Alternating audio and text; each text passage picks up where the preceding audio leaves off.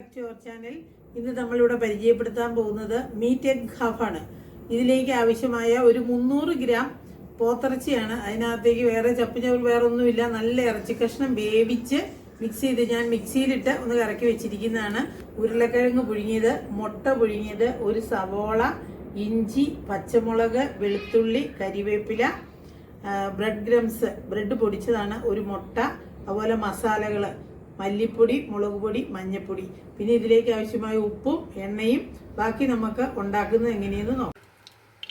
Pan ഇവിടെ ചൂടായിട്ടുണ്ട്. അതിലേക്ക് നമുക്ക് ആവശ്യത്തിനുള്ള എണ്ണ ഒഴിച്ചു കൊടുക്കാം.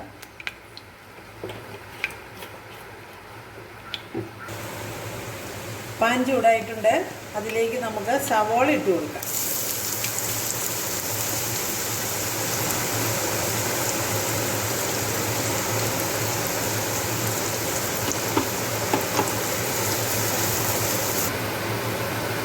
സവോള കുറച്ച് മൂത്ത് വന്നിട്ടുണ്ട്. അതിലേക്ക് നമ്മൾ ഒരു 3 വെളുത്തുള്ളി ഉണ്ട്. 3 വെളുത്തുള്ളി അരിഞ്ഞതും പച്ചമുളക്, ഇഞ്ചിയും കരിവേപ്പിലയും കൂടെ ഇട്ട് നമുക്ക് ഒന്നിച്ചിട്ട് വഴറ്റിയെടുക്കാം.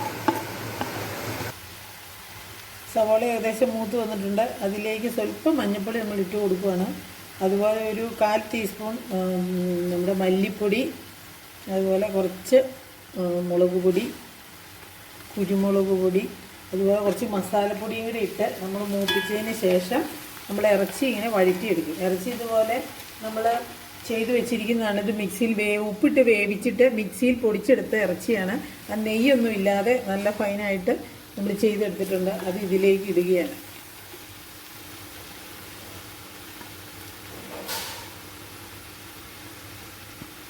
ഇത് നല്ലതുപോലെ ഒന്ന് വഴറ്റി കൊടുക്കാം.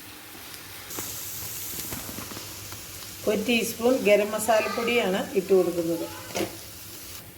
ഇത് നല്ലതുപോലെ വഴന്നു വന്നിട്ടുണ്ട്. ഇതിലേക്ക് നമുക്ക് പുഴുങ്ങി ഉടച്ച് വെച്ചിരിക്കുന്ന ഉരുളക്കിഴങ്ങ് ചേർത്ത് കൊടുക്കണം. അപ്പോൾ അത് ഓഫ് ചെയ്തിട്ട് നമുക്കത് ചൂട് പയ്യെ ആറിയിട്ട് നമുക്കത് ചെയ്താൽ മതി. അപ്പോൾ ഇത് ഗ്യാസ് ഓഫ് ചെയ്യുകയാണ്. നമുക്ക് ഇറച്ചിക്കൂട്ടിലേക്ക് നമ്മൾ വേവിച്ച് വെച്ചിരിക്കുന്ന 3 ചെറിയ ഉരുളക്കിഴങ്ങാണിത്. അതുകൊണ്ട് നമുക്ക് ചേർത്ത് കൊടുക്കാം. കൈകൊണ്ട് നമ്മൾ വേവിച്ചിട്ട് കൈകൊണ്ട് ഇങ്ങനെ നല്ലപോലെ ഇത് ചെയ്ത് സോഫ്റ്റാക്കി എടുത്താൽ മതി.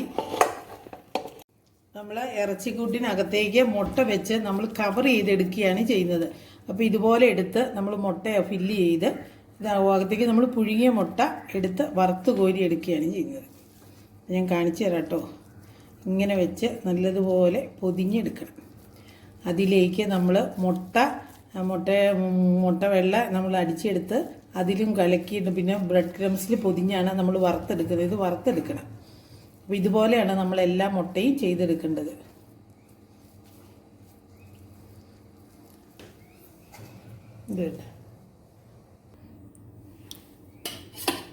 നമുക്ക് മുട്ടയിൽ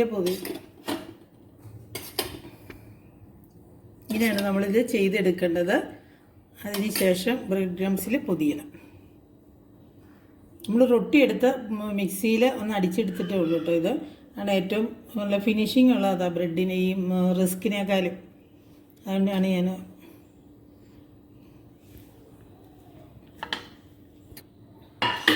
ഇതാണ് നമ്മൾ പൊതിഞ്ഞെടുത്ത് വെച്ചിരിക്കുന്നത്. ഇനി പാൻ അടുപ്പിൽ വെച്ച് നമുക്ക് ഓയിൽ ഒഴിച്ച് ഇത് വറുത്തെടുക്കാം.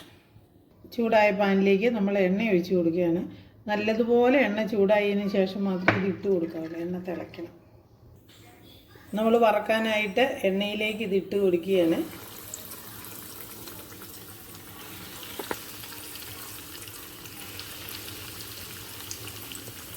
ഇവിടെ മൂത്ത് വന്നിട്ടുണ്ട്. നമുക്കത് മറിച്ചിടാം.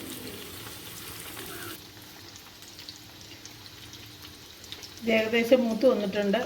ഈ ഒരു നിറത്തിലാണ് നമ്മളത് എടുക്കേണ്ടത്.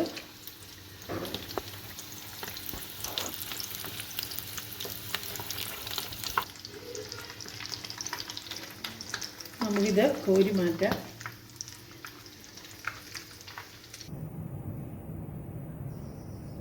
എഗ് മീറ്റ് ഹാഫ് ഇവിടെ റെഡി ആയിട്ടുണ്ട്. ഇങ്ങനെയാണ് നമ്മൾ ഇരിക്കുന്നത്. പിന്നെ മുട്ട വെള്ളയ്ക്ക് ഈ മുട്ടയുടെ ഉണ്ണിക്ക് ഇച്ചിരി കളർ കുറവായിരുന്നു, അല്ലെങ്കിൽ നല്ല മഞ്ഞ നിറമാണ്.